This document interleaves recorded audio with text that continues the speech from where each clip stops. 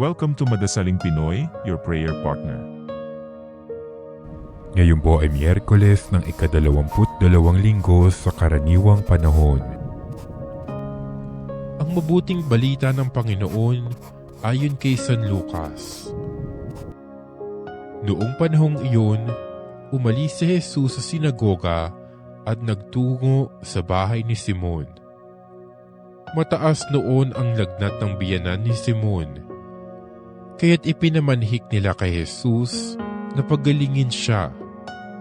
Tumayo si Jesus sa tabi ng higaan ng babae at iniutos na maalis ang lagnat at nawala nga ito.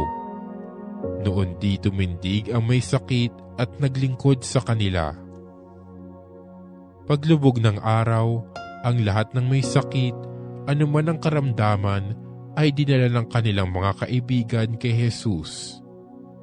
Ipinatong niya ang kanyang mga kamay sa bawat isa sa kanila at pinagaling sila. Nagsilabas sa marami ang mga demonyo, sabay sigaw, "Ikaw ang anak ng Diyos."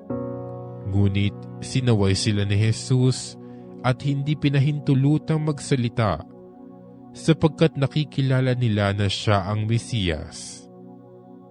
Nang mag-umaga na, umalis si Jesus at nagpunta sa isang ilang na puok.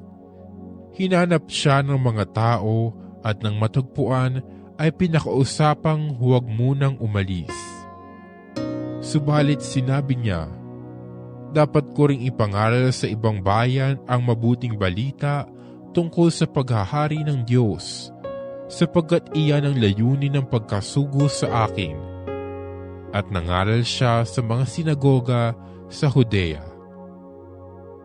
Ang mabuting balita ng Panginoon.